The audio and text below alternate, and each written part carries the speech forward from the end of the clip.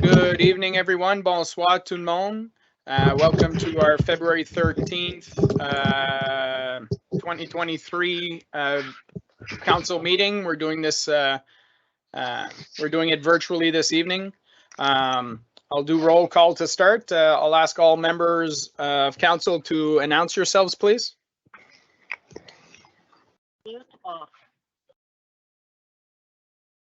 So from left to right? Yeah, the usual. So Well, just make sure. Yeah, I think Councillor Lalonde and Councillor Deacon weren't here last time we did this, or am I wrong? So they're Councillors Lalonde and Deacon, you're just muted, so you'll have to unmute to speak. Mark Lalonde here. Mike Ternosky présent. Lisa Deacon here. Jamie Lauren here. Perfect, thank you very much. And our clerk, Madame Camille Laflamme, you're present? Oui, Monsieur le maire, je suis ici. Parfait, merci beaucoup. Prochain, déclaration de reconnaissance des terres territoriales. I believe, Monsieur Conseiller Lalonde, c'est ton tour ce soir. Oui, merci. Alors, nous reconnaissons que nous sommes sur le territoire non cédé des Anishinaabe et les terres traditionnelles des peuples Haudenosaunee, Huron-Wendat et Kanyen-Kehaka. Nous reconnaissons notre obligation commune de respecter, d'honorer et de préserver ces terres et les ressources naturelles qu'elles contiennent. Parfait, merci beaucoup. And we do not do the moment of silence or the national anthem while virtual. Item 4, additions, deletions, or amendments. Members of council, did you have anything to add? Mr. Mayor? Yes. Yes, we do the moment of reflection. It's just a national anthem we don't do. Okay. Then we'll take a few seconds here for a moment of reflection, please. Thank you.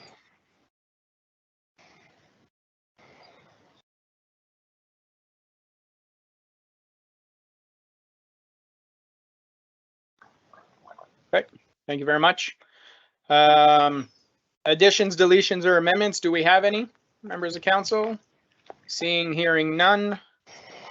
We'll go to item numéro 5, l'adoption de l'ordre du jour. Motion d'adopter l'ordre du jour tel que présenté. J'ai besoin d'un proposeur puis un appuyeur, s'il vous plaît. Just mention your name so people in the audience can hear. So we have Councillor Ternosky and Councillor Lorrain. Call for the vote. All those in favor? Mark, yes. Lalonde, yes. Mike Ternosky, oui. Lisa Deacon, me. Jamie, yes. Perfect. Carried. Thank you very much. Item 6, disclosure pecuniary interest. Hearing, seeing none. Item 7, adoption of minutes, regular council minutes of January 30th, 2023. Motion to approve the following minutes as presented. I need a mover and a seconder, please. Moved by Councillor Lalonde, seconded by Councillor Ternosky. Call for the vote. All those in favor? Mark Lalonde, yes. Mike Ternosky, yes. Lisa Deacon, yes.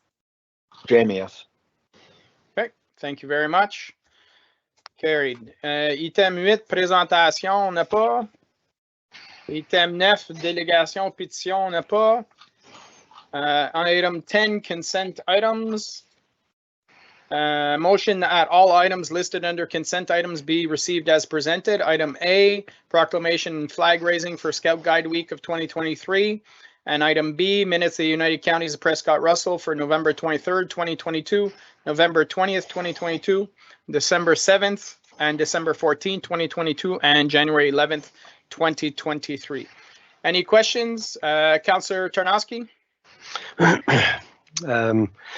Thank you. Item B, minutes of United Counties Prescott-Russell. I noticed in the minutes from the November 30th meeting. Excuse me, Mr. Mayor, can we put it on the table before if there's any discussion? Oh, wait, excuse me. And if you want to separate also? Yeah. Mover and a seconder put on the table, please. Moved by Councillor Ternosky, seconded by Conseiller Lorrain. Questions? Councillor Ternosky, and then we'll see after your comments if we need to separate anything out. Thank you. I just wanted to bring to the attention so that on the minutes of United Counties Prescott-Russell special meeting November 30th, there was a discussion there in terms of salaries for members of the council there, and they were based on population, based on residents, and so the increase was based on residents. Back in 2018, we had discussed this vaguely as a fair way to start looking at remuneration for councillors and the mayor, and I would like to see if we can explore that. Given that our community has grown considerably since 2018, and it seems to be going in that direction some more. I would like to see what that looks like on a per resident, or I think even better than that, on a per household basis, in terms of establishing fair remuneration for councillors now and for the future. I think that, again, I believe at the time in 2018, I believe that per resident was a fair, kind of unbiased way of doing it. Having now served for over 4 years, I think a per household would make even more sense, because that has an impact on our roles and responsibilities. And so I was wondering if this is something that we can ask staff to look at to help us kind of review it and get a better understanding and perhaps go in that direction. Great. Thank you very much, Councillor Ternosky.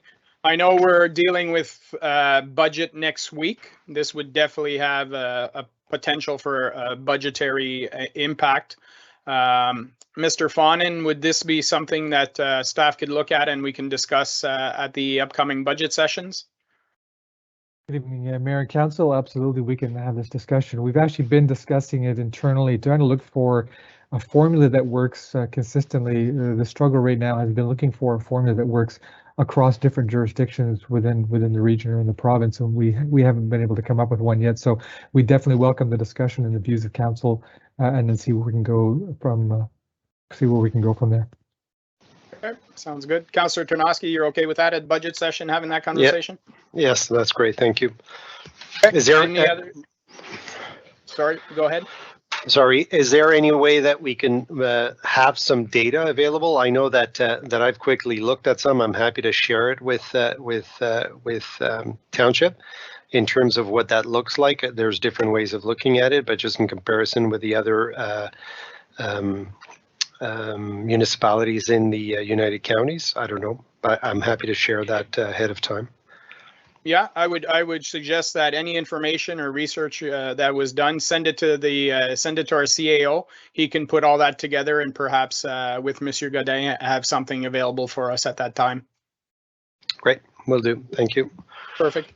Any other questions, comments on the consent items? If not, I'll call for the vote. All those in favor? Mark Lalonde, yes. Mike Ternosky, yes. Lisa Deakin, yes. Jamie, yes. Perfect. Items are carried. Merci beaucoup. Prochain item, section 11, rapport des départements et comités du conseil. Premier item A, changement de zonage, rapport PD 02-2023, 175 chemin Hamilton à Russell. Que le conseil reçoive le rapport PD 02-2023 daté du 13 février 2023 et approuve la modification du règlement de zonage pour la partie détachée de zone agricole générale, exception 53, A2 53, à zone agricole générale A2 pour le lot détaché pour modifier le libellé de l'exemption 53, ce qui suit. Non obtenant les dispositions de ce règlement de zonage, les terrains zonés A2 53 devront être utilisés en fonction des dispositions suivantes. A, façade minimum 50 mètres. 2, superficie minimum 19 hectares. Cette demande de changement de zonage est une condition de la demande d'autorisation CUPR B050-2022. Questions, commentaires, questions, comments, members of council? Seeing, hearing none. Anything to add from the administration? Okay, parfait. Next item, 11B, zoning bylaw amendment report PD 04-2023-219 St. Guillaume Road in Vars. That council receives report PD 04-2023 dated February 13, 2023, and approve the zoning bylaw amendment to change the zone of the retained lot from general agricultural A2 to general agricultural with exception 70 A2 70 to prohibit all residential use on the retained lot. This zoning bylaw amendment is a condition of consent application B075-2022. Questions, comments, members of council? Hearing, seeing none. Anything to add from the administration? No, merci. Parfait, merci beaucoup. Prochain item, next item, item C, zoning bylaw amendment and official plan amendment, report PD 05-2023.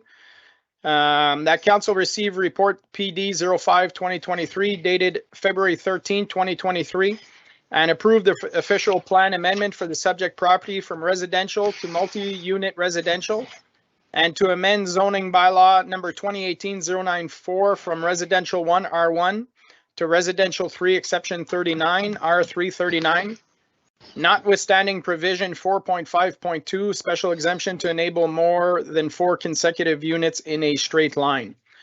Questions, comments, members of council? Councillor Lorrain? Yeah, I'd like to pull this one out, Mr. Mayor. I know we seen this at the planning meeting last week, I think it was, the week before. But I just like to take this one out and have further discussions at the time that we vote on it. Okay, no problem there. Did anybody want to speak to it now, or we can have further discussions? Madame, I share my concern is I'm all for development and growth. The lot is very small. It's I think it's 0.69 of an acre, and we're going to have a 14 unit block and then another 8 unit block with enough parking and everything. I find that is going to be a lot for that 0.69 of an acre. So. Okay, perfect. Thank you very much. Madame Tremblay, I know Bill 23 is pretty much kneecapped the municipality in a lot of aspects. Do we have any flexibility with the new regulations that are in place on this one? Yes, good evening, Mr. Mayor. Yes, we do, in a sense that they are requesting to increase the density as per our official plan. However, I don't know if you're going to discuss this later, but I could come up with numbers to compare what the number of units that would be permitted without an official plan amendment compared to what's being proposed right now. I don't think that we're talking a lot of a difference between what's permitted and what triggered the official plan amendment. Right now, we have provision in our official plan that do allow for higher density when it's on a collector. And the way that the official plan is written is that it's limited to apartment buildings. So it's kind of the way that it's written, not the intention that is being changed here. So that's why I would prefer to come up with the number of units that would be permitted without the trigger of the official plan. Like I said, that it's the way that the official plan is written that it's kind of triggering the amendment here. That okay. If the number of units that's being proposed total would be in the form of an apartment, then the official plan wouldn't be required. Okay, perfect. So how about, this item is being separated so we can have further discussion at that point in time, and you'll be able to have some figures figured out by then, c'est ça? Yeah. Perfect. That's acceptable for me. Okay, perfect. Thank you very much. Merci. Avec ça, on va aller au prochain item, item D. Changement de zonage, rapport PD 06-2023, le 1384, route 400 à Brun. Que le conseil reçoive le rapport PD 06-2023, daté du 13 février 2023, et approuve la modification du règlement de zonage pour la partie détachée de zone agricole générale, agrégats minéraux, réserve A2 AR, à zone agricole générale, agrégats minéraux, réserve avec exception 70 à 2,66, 70 à R. Pour interdire tous les usages résidentiels, cette demande de changement de zonage est une condition de la demande d'autorisation CUPR B077-2022. Questions, commentaires, membres du conseil? Questions, comments, members of council? Hearing, seeing none. Anything to add from the administration? Non, merci. Parfait. Merci beaucoup. The next item is item E. First draft of the budget 2023, report FS01 2023. The council received report FS01 2023 dated February 13, 2023, and acknowledged receipt of the first draft of the 2023 budget, which forecasts an overall tax increase of 3%, and that further discussions be held at the said budget working day sessions on February 22nd and 23rd, 2023. Monsieur Godin, I'll let you start off with this one. Oui, merci, Monsieur Maire. Bonsoir, chers membres du conseil. So tonight we're depositing the first draft budget. Essentially, the report to council itself, you'll notice, is really high-level highlights of what's to be expected in the 2023 first draft budget. We are showing a 3% tax increase and 0 increases in water and sewer rates. We will be meeting with council next week on February 22nd and 23rd to go through the full budget and to be able to make our presentations and to answer any questions that council may have at that point in time. You'll, like I mentioned, yeah, so very high-level highlights in the report to council itself with a few appendices that touch on different variances. I'm happy to answer any questions tonight, or elsewise we can discuss a lot further next week. Okay, thank you very much, Monsieur Godin. Obviously, we're just receiving this. I'll just mention that for new members of council and returning members of council, you're going to have the budget and you'll be able to go line by line through it on your own time. My suggestion is that if you plan on doing a line by line, do it as soon as possible so that you can communicate with the different department heads and ask any questions. Obviously, when we get to the budget session, we're going to be more of a high-level discussion.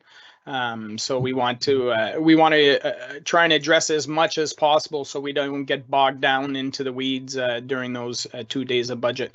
Monsieur Godin?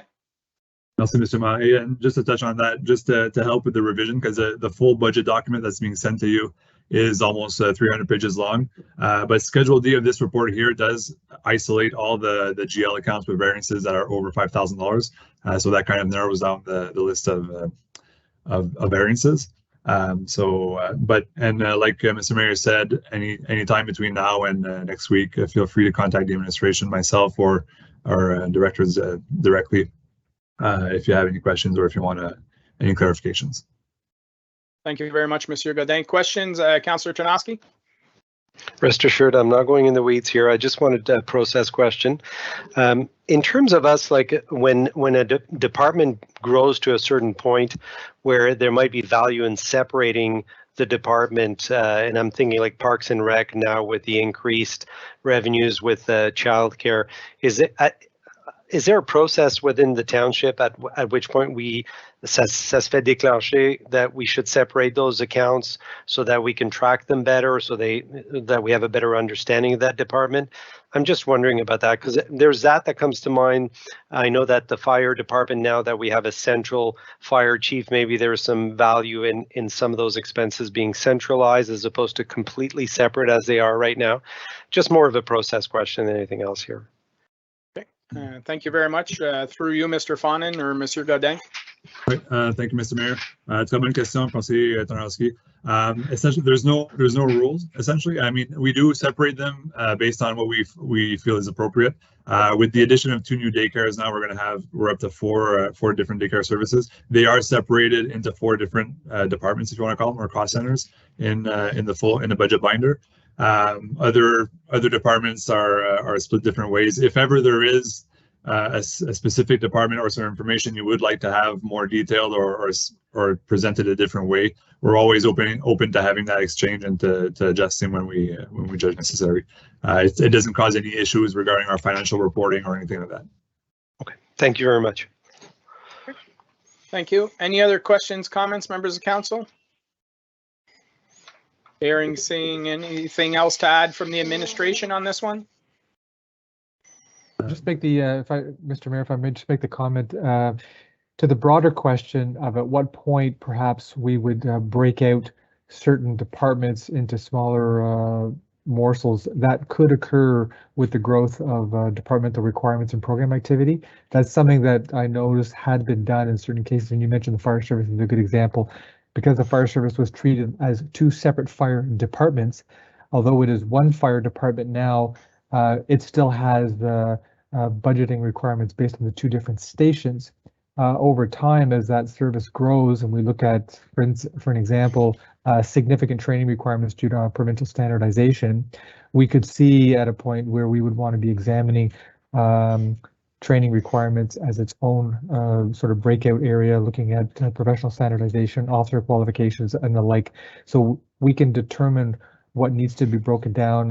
You'll see in the budget next year that we've talked specifically to issues such as professional development for senior management staff, because that has become an individual requirement unto itself, which has its own objectives and the like. Perfect. Thank you very much. With that, we will go on to the next item. Item F, item F, taxe intérimaire 2023, rapport FS 02-2023. Que le Conseil reçoive le rapport FS 02-2023 daté du 13 février 2023 et adopte, 1, le règlement proposé pour établir les taux de taxes intérimaires pour l'année 2023.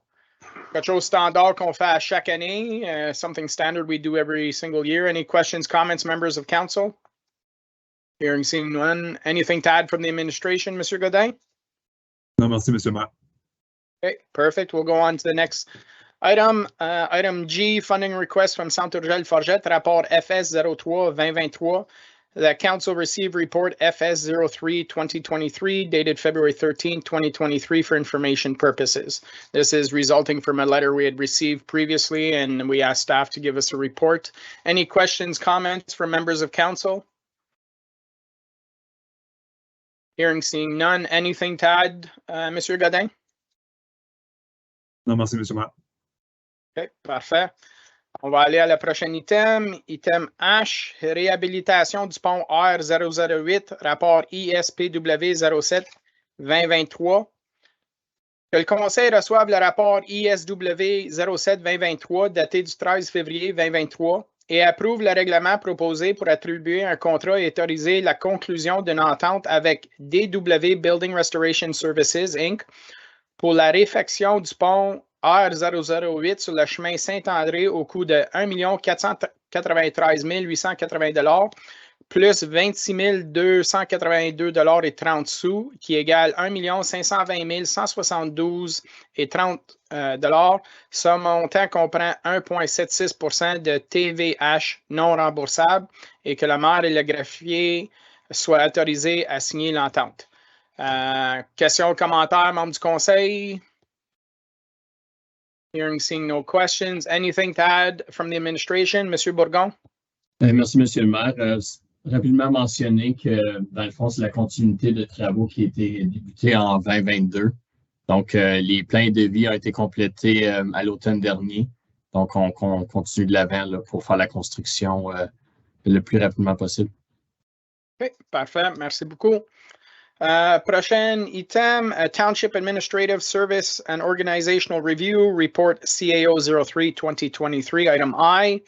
The council received report CAO 03-2023 dated February 13, 2023 for information purposes.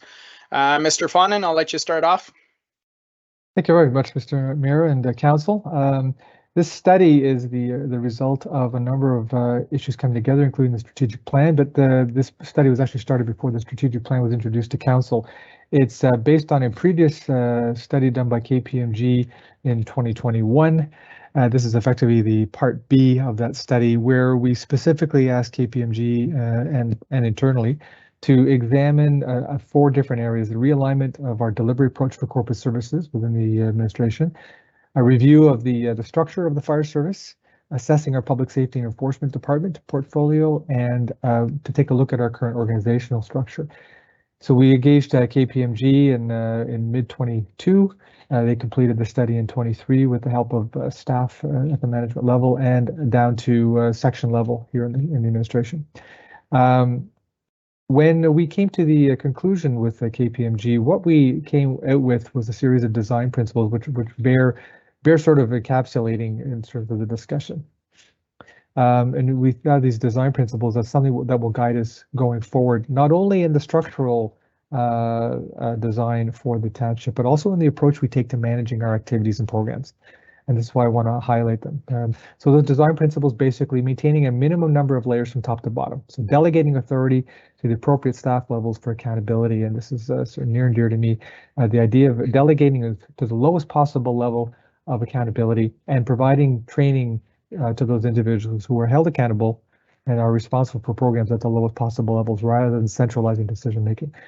To remain customer focused, to focus resources on value within the value chain, decisions to be made on data and business case analysis. Communication, being effective, efficient, teams working collaboratively to create operational synergies. Performance management, which enables a line of sight from group strategy to individuals' objectives. And this is reflected quite visibly in the strategic plan that we introduced recently. And that we design our organization around strategies and processes, not individuals. So, again, council focusing on vision and strategies, and the administration team focusing on operations and the execution of strategy.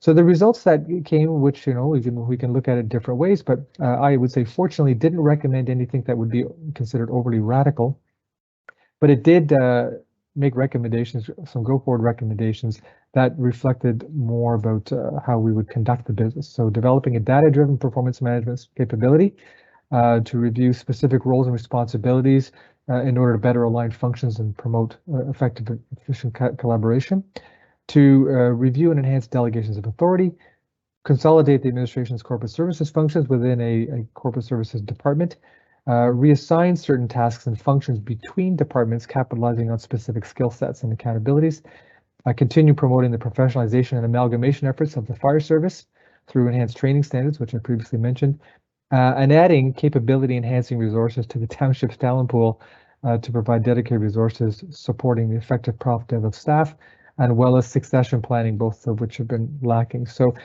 the good news is the KPMG study it helped clarify things that I think people had already witnessed, but now we're at the stage where we can start operationalizing those. So I'm quite excited to move forward with the implementation program, which will be an internal effort in administration to bring this to fruition in line with the strategic plan. Thank you very much, Mr. Fonan. Questions, comments, members of council? Seeing none. With that, we'll go on to the next item, which sort of ties in with this, which is item J, Human Resources HR Action Plan, Report CAO 04-2023. That council receives report CAO 04-2023 dated February 13, 2023 for information purposes. Mr. Fonan. Thank you again, Mr. Mayor and Council. So this one is one of the logical conclusions coming out of the KPMG study, but it's more than that. It's coming out of a number of years of witnessing the exceptional growth that we've had in the community, over 18%, second fastest growing community in Ontario by proportional standard. And as a result of the recent service review, it allowed us to sort of sit down both with the KPMG study and also internally to look at not only the resources we have now, addressing requirements that we have now that maybe weren't fully addressed over the last few years and sort of playing catch up, but also setting us up for what I think is this really wonderful inflection point as a community as we're going into perhaps a small economic pause, if I can call it that, even though we're still going gangbusters in terms of selling land, businesses coming into the community, residential areas growing in the community. So in some ways, this is going to be the most awkward economic downturn I've ever seen, because it doesn't really seem like much of a downturn, even though we're hearing about it. But we're addressing resources going now and into the future. So increasing demands in terms of the variety of resources that we're seeing due to growth, strengthening the workforce to improve operations and resource deployment, fostering a culture of talent initiatives and succession planning, leadership, professional development. Those are areas that I think have been perhaps lacking somewhat as people have been working quite diligently over the last few years just to keep up with the growing demands of residents and businesses. Also, this plan helps to provide clarity and comprehensiveness in roles and responsibilities. So the plan isn't just simply about looking at resource requirements and additional FTEs. It's really about looking about across our HR landscape about what we're required to do, not only to hire but also to develop and promote our staff in terms of succession planning and development. Providing clarity in roles and responsibilities, previously mentioned, this is something that certainly internal to the management team. We've discussed this quite a bit about sort of taking a moment to re-clarify specific roles and responsibilities as they pertain to individual departments, and then as they pertain between departments and how they work collaboratively on projects and initiatives. And finally, and it has to be said, remaining competitive in a very challenging labor market. Throughout this study, and certainly the KPMG study, and we're doing another study on market salaries, we have noted that we are living in a very challenging labor market, not only in Canada, but even within the region, within Eastern Ontario. Something that we have been, I think, maybe not as quick to address as we could have been, and we run tremendous risk in terms of hiring. And I'm hearing this everywhere: private sector, public sector. And this plan is the beginning of an effort to be able to sort of more logically approach to HR management. Great, thank you very much, Mr. Fon. Questions, comments? Councillor Ternosky. Thank you. I just wanted to congratulate staff on this initiative. I think it's long overdue. And so if I compare just in between 2019 and 2023 in terms of budgeting, we're over 68% more in terms of an operational budget, i.e. over $20 million a year more in operating. And so there's a staff requirement there, and it's been, I think staff now currently has been under a lot of stress, and we know that we've been talking about it for the last few years. So putting this report together is really good because it really does allow us to be a lot more proactive. So it's a lot more strategic.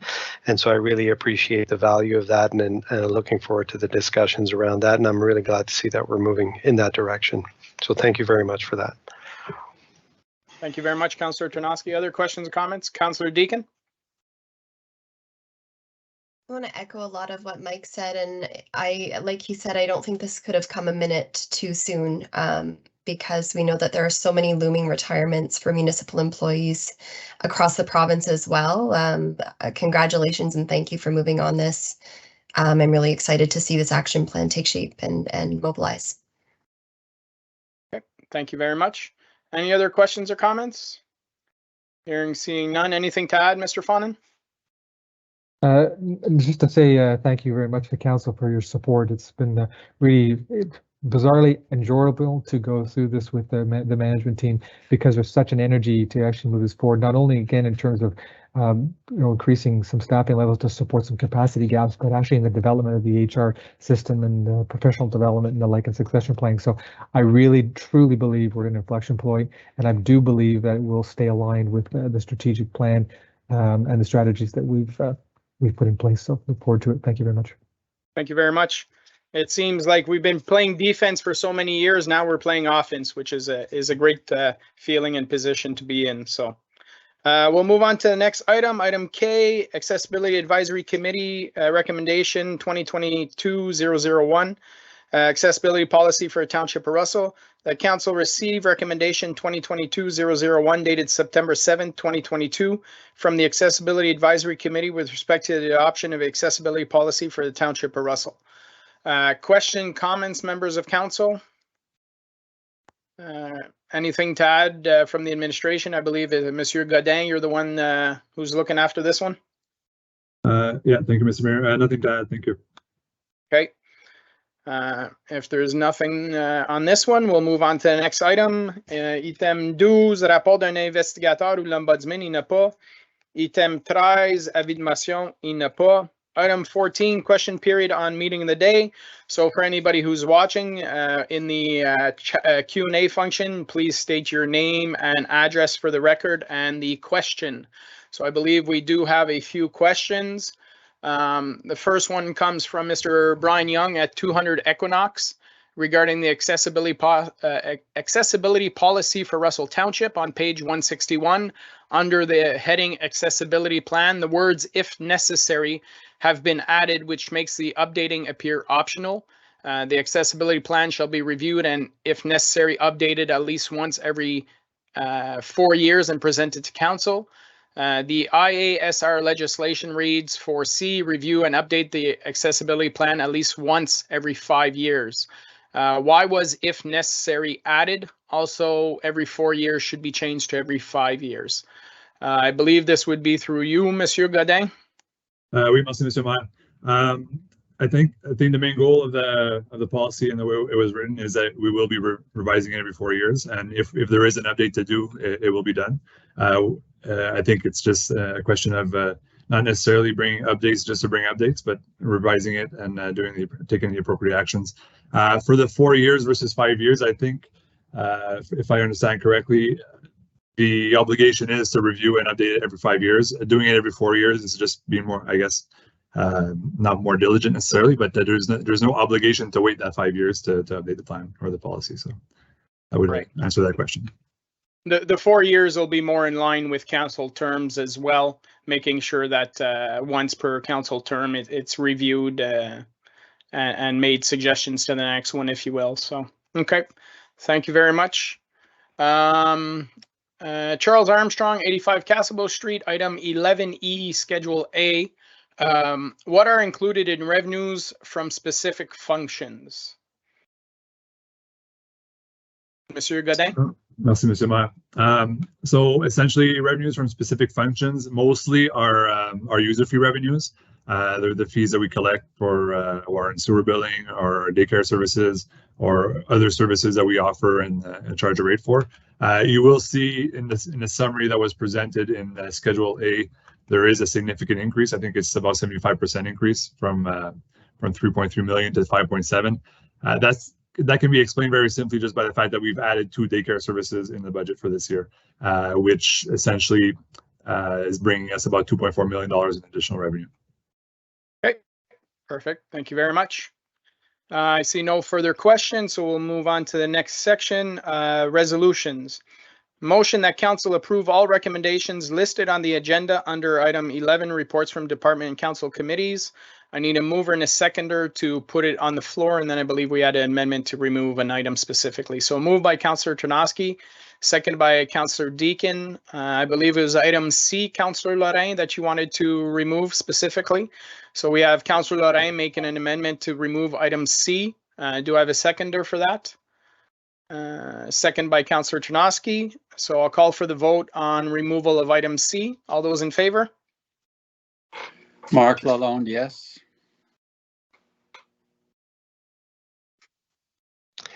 Mike Tarnowski, yes.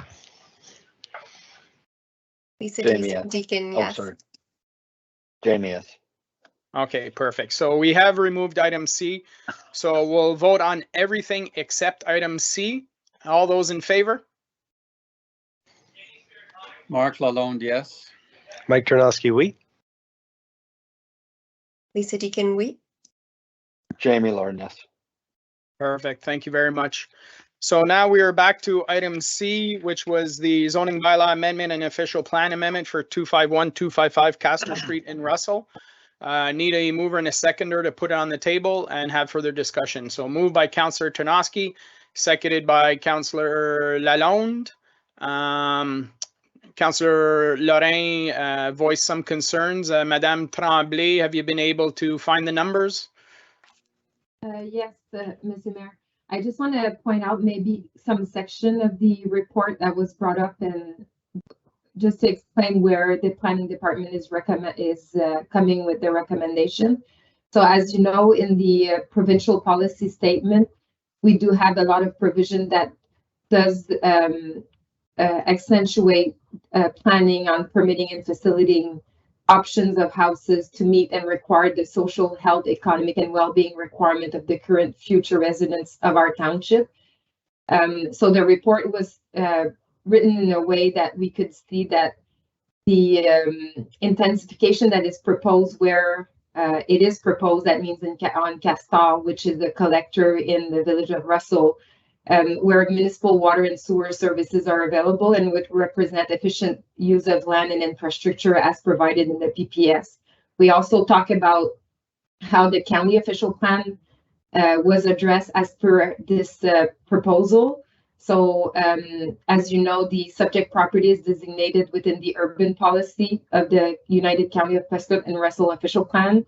And it's basically where the significant portion of the future growth should be located. And that's why we are in favor of saying that this support the PPS and as well as the county official plan. As per our official plan, and this is where I was speaking earlier this evening about the proposed number of units. So in our official plan right now, this property is designated as the residential. And in the residential designation, we allow up to 75 units per hectare, as long as this is low profile apartment, which is not the case, but the number of units is 75 units per hectare. And as long as the proposal is on a fronting a village major collector and that it's not creating traffic congestion on the collector, and that it must not affect adversely the amenity of the impact of the neighboring residential area. So that's what's proposed, that's what's permitted right now in the designation of the residential in the official plan of the Township of Russell. The amendment is proposed because the number of units that are being proposed is above the 75 units per hectare, and because it's not low profile apartment. So we're talking about stacked townhouse dwelling, which does not meet the requirements of the residential.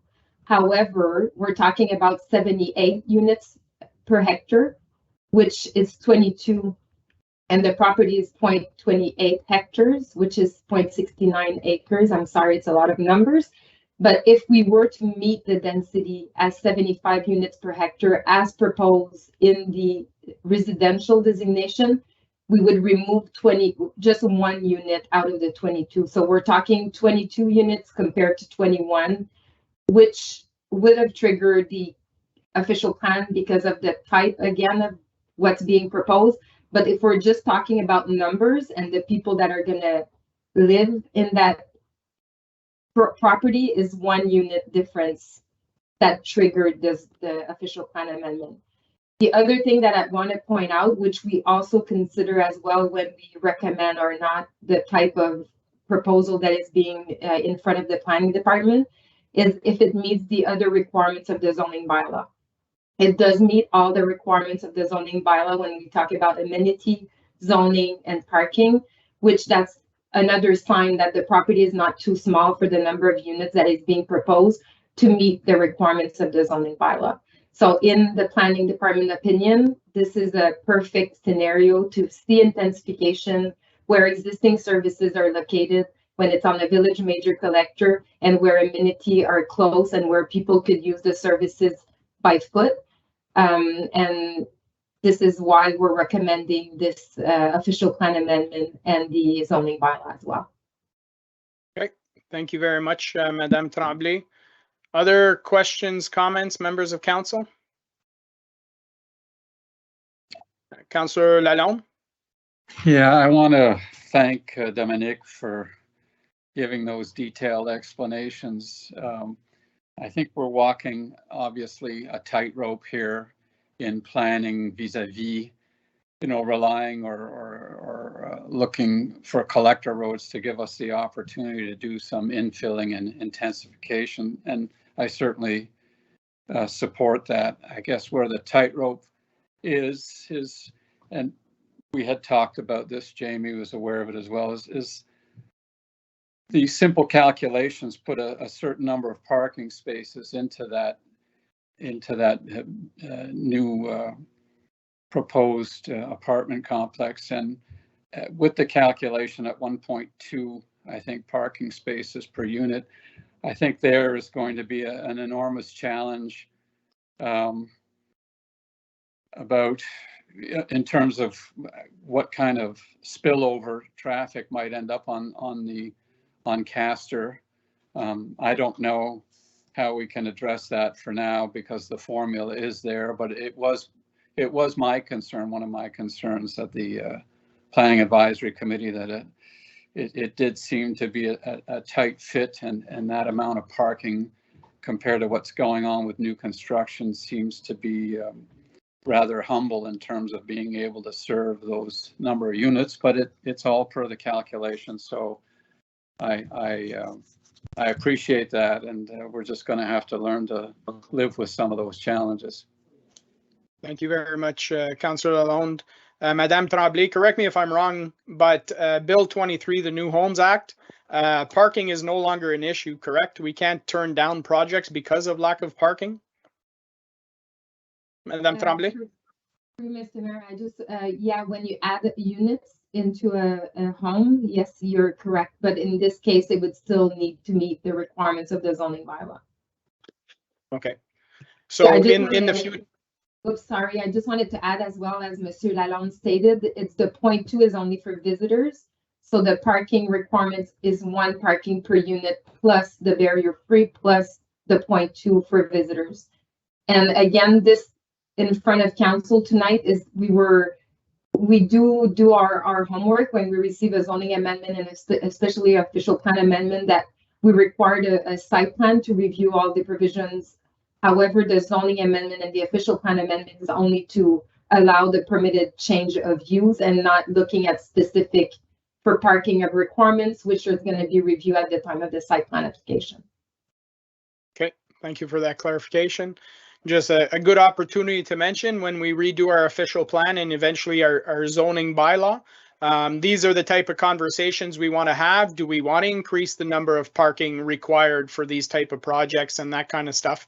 So keep those in mind when we see challenges. That's really the 2 documents that council really has to focus on and make changes that would be able to have a significant impact on how the community grows. So any other questions, comments, members of council? Seeing, hearing none. Anything else? Or Councillor Lorrain? Sorry, I think that there may be an issue with the Q&A area. I've got a resident texting me right now saying that they can't ask they can't ask any question, or they couldn't get in to ask a question about, and it's about this actual report. So I don't know if there was a problem earlier with the Q&A or not. I see on my end, I'll ask the clerk or deputy clerk, but I see that it is open on our end and people are able to type in. We've had a few already, so I'm not sure if it's an issue on our end or on the residents' end. Okay. Perhaps if you have access to the question, you feel free to ask the question, Councillor Lorrain. Yeah. I guess the question was, so I'm just trying to make out what is being typed. So this is from Mike and Aaron Johnson, and unfortunately I don't have the address. They live right behind the project, but they did state their name and address for the record in the planning committee meeting and did ask questions there. It's regarding the compatibility with height if buildings adjacent are an issue. So is there a compatibility issue with the comparable houses around the area? Okay, thank you very much, Councillor Lorrain. Madame Tremblay, I think this goes back to the heritage designation conversation we had in the past, but do we have anything, since we don't have a heritage designation in this area, is there anything in our bylaws or official plan zoning bylaw that allows us that opportunity? Through Mr. Mayor, so the height restriction was something that came up at the time of the PAC committee.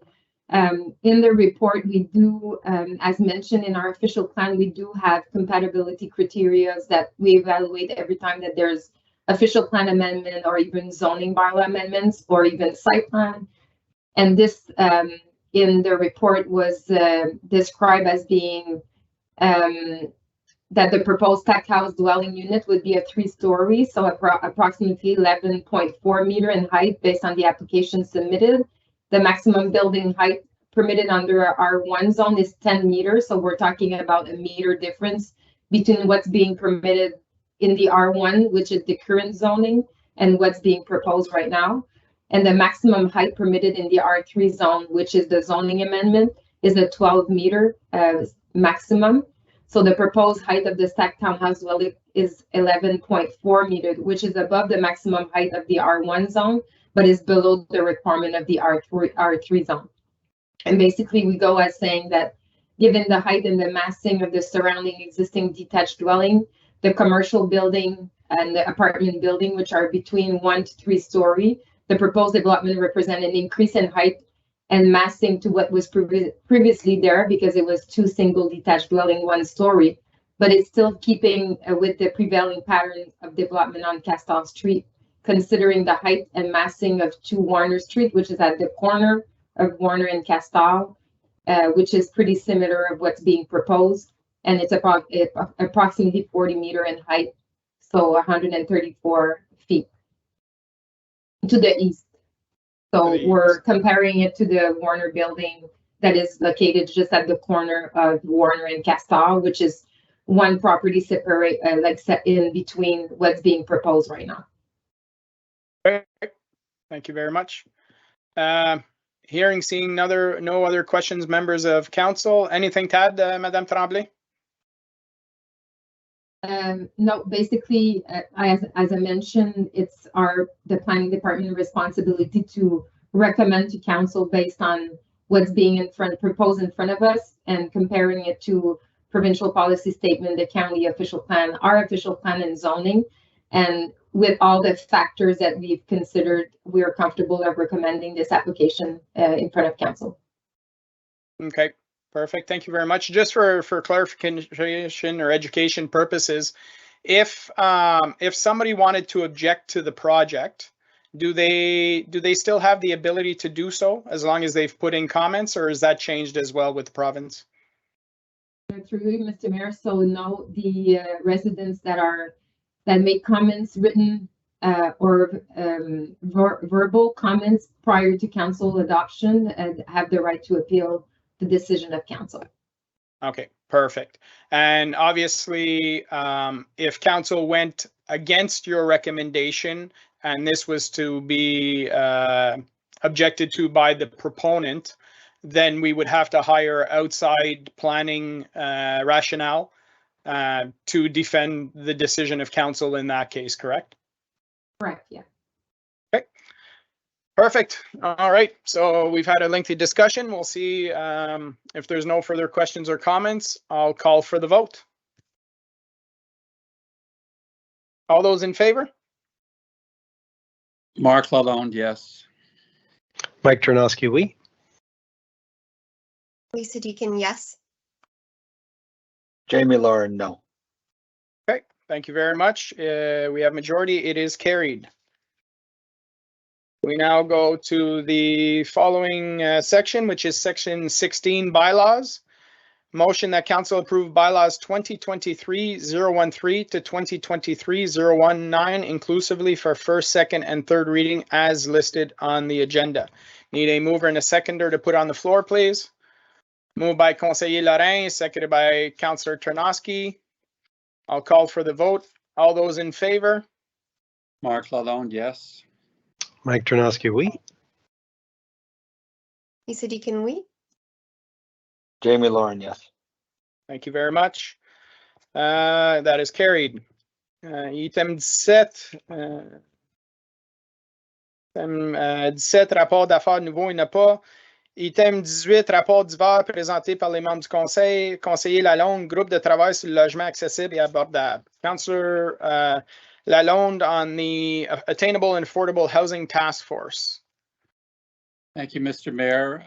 So the document you're all looking at tonight in the agenda incorporates much of what our CAO, Dan Fonham, presented in the report to council back on January 30. And the scope of the work was further reviewed by Councillor Deakin, Director of Planning Dominique Tremblay, Mayor Leroux, and myself. And this exercise helped us to clarify and strengthen the original version. A committee terms of reference was also developed and reviewed, which appears under the scope of work. And I understand Mr. Fonham will be posting a notice shortly inviting members of the public with lived experience and organizational expertise in affordable housing to apply to the new task force. And just to mention that Councillor Deakin and I expect much of the work will involve collecting and reviewing information and data, including current and projected demographics that'll provide insight into the issue, and in particular as it regards our own township. Just to let everyone know, I've already been receiving information and some data from seniors home operators and the United Counties that points to a significant problem in meeting the demand for rent geared to income and affordable price housing for the elderly in our communities. And finally, with the help of the task force, the expertise available from our own planning department, we're hoping to develop a clear picture of the affordable housing situation in the township. We also hope to suggest the way forward in terms of how to address the challenges and opportunities that result from our comprehensive review. So that is all I wanted to say on that. Perfect. Thank you very much, Conseiller Lalonde. Questions, comments, members of council? Councillor Deakin? I'd just like to express my thanks for the support and the feedback from Mr. Fonham and Madame Tremblay, especially in the last week. It's been very appreciated. Thank you very much. Anything to add from the administration, Mr. Fonham? Nothing in particular. We're looking forward to working with council members on this particular project because it's something we're hearing about. Both in terms of some of the more vulnerable communities, but also I'm hearing this from employers as well, that the housing issue in our region as a microcosm of what's happening in the rest of Ontario and the country is something that all communities need to take fairly seriously. Thank you very much. With that, if there's no further questions or comments, there's no resolution, I believe, attached to this. Madame Camry-Laflamme, c'est juste accepté, vraiment? Yes, Mr. Mayor, there's no resolution. Okay, perfect. With that, if there's no further questions or comments, we'll move on to the next item. Item 19, consultation publique, il n'y a pas. Item 20, announcements. Any announcements from members of the council? Seeing none, we'll move on. 21, closed session, we have none. Item 22, confirming bylaw that 2023-20, being a bylaw to confirm the proceedings of the council, the corporation, and the township of Russell at its regular council meeting held on February 13, 2023, be read a first, second, and third time and passed. I need a mover and a seconder, please. Moved by Councillor Tarnowski, seconded by Councillor Deakin. All those in favor? Mark Lalonde, yes. Mike Tarnowski, oui. Lisa Deakin, yes. Jamie Lauren, yes. Perfect. It is carried. The next regular public meeting of council will be held on Monday, February 27th, 2023. Everybody is okay having it in person at the end of the month? I see heads nodding and thumbs up, so we'll be good for that. We are adjourned at 6:59 p.m. Thank you very much, everyone. Have yourselves a wonderful evening. Thank you. Thanks, Good night. everyone. Thank you.